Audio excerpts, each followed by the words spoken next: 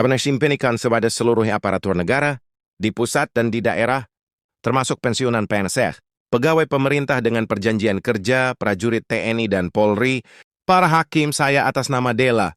Saya adalah ibu single parent, Pak. Suami saya udah meninggal. Bapak saya juga udah meninggal. Jadi saya hidup berdua sama anak saya yang disabilitas. Jadi saya mengharapkan benar ini. Uang pensiun saya sampai saya mati, Pak. Saya juga sekarang lagi mikir salah. Kalau saya mati, anak ini kemana? Itulah, Pak, yang kejadian banyak di Indonesia. Ini juga, Pak, rakyat Indonesia. Kalau semua rakyat Indonesia ini begini. Makin miskin negara kita, Pak. Banyak rakyat yang miskin, Pak. Saya juga sangat peduli itu, Pak. Dengan anak-anak disabilitas, karena dia nggak ada fasilitas, jadi saya selalu mengcover dia. Nah, mengcover itu dari uang pensiun saya juga belum memadai untuk kehidupan kami berdua, Pak. Jadi mohon ditunjang kembali, Pak. Dengan kemiskinan ini, makin pasti kalau tidak ada pensiunan juga, Pak, sampai saya meninggal, Pak. Itu yang saya harapkan, Pak. Mohon izin, Pak, dan dibaik, Bu. Baik, terima kasih, Pak. Ya, baik, insya Allah. Mohon doanya semua kami sudah mencatat. Dan kita akan undang BP Boyman, kita akan ngundang Garuda, kita akan ngundang FG untuk membicarakan ini agar ada jalan keluar.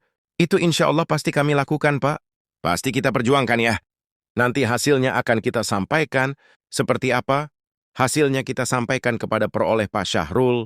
Nanti Pak Syahrul, apa nomor kontaknya disampaikan ke Setkom ya. Baik, cukup ya.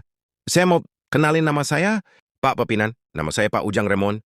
Umur 62 tahun. Ingin singkat sepatnya. Ya emang saya nih. Rekrutasi ini sifatnya kayak dipaksa, terus terang aja ya, dipaksa, terpaksa gitu. Dipaksa akhirnya semua masuk. Kayak ngambil opsi ini. Jadi ya itulah, yang lain enggak, Pak. Tadi sudah disampaikan Pak Syahrul. Iya betul, dipaksa. Udah disampaikan. Kami sudah paham itu. Ya intinya, ya kembalikan ke pensiun seumur hidup. Itu saja iya. Terima kasih, Pak. Mungkin saya tambahkan lagi.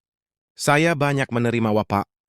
Dari para pensiunan ini tidak mempunyai BPJS, mohon paling tidak di shortcutnya. Itu adalah para pensiunan itu.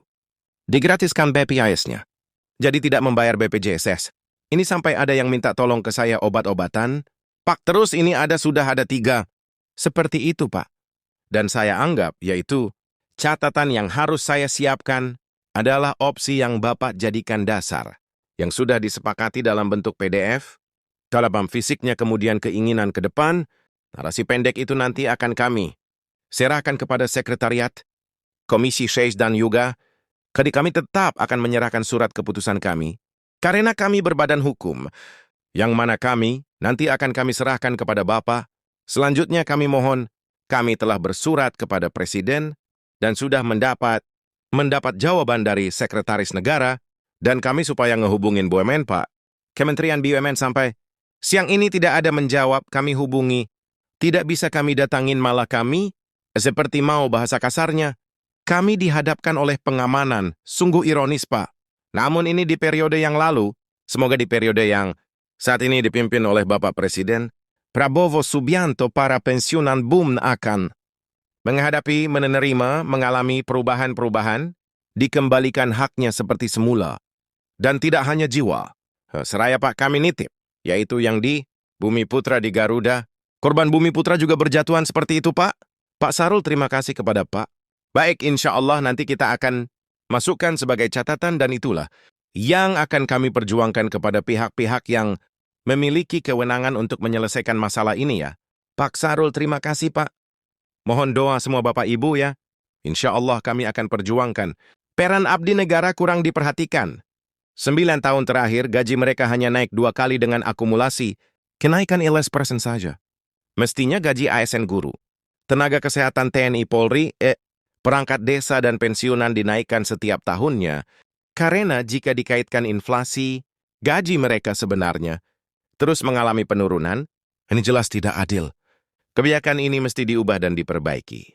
Kita juga harus memperhatikan nasib guru dan pegawai honorer secara bertahap, angkat mereka sebagai ASN. Dengan kebijakan yang tepat, APBN 2026 didesain untuk mendorong aktivitas ekonomi berputar lebih cepat dan tumbuh lebih tinggi. Sektor real bergerak dan daya beli masyarakat meningkat sehingga dapat mengasurasi tercapainya kesejahteraan yang berkeadilan, Bapak Ibu-Ibu, pimpinan beserta anggota Dewan yang kami hormati.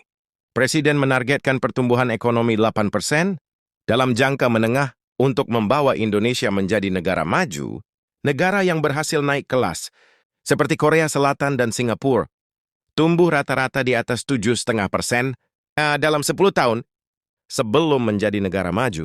Tiongkok sebagai ekonomi terbesar setelah AS, juga dapat menjadi benchmark. Dengan strategi yang tepat, ekonomi Tiongkok tumbuh tinggi, bahkan pernah melampaui 1% year on year, selama periode 2003-2007 dan pada 2010, target ini tidak mudah. Namun bukan berarti tidak bisa diwujudkan Indonesia. Sejarah menunjukkan, sebelum krisis keuangan Asia tahun 97-98, ekonomi Indonesia tumbuh rata-rata di atas 6%. Untuk menjadi negara maju, strategi pembangunan ekonomi Indonesia berbasis pada konsep Sumitonomics yang difokuskan pada 3 pilar utama. Pertama, pertumbuhan ekonomi yang tinggi. Kedua, pemerataan manfaat pembangunan. Dan ketiga, stabilitas nasional yang dinamis.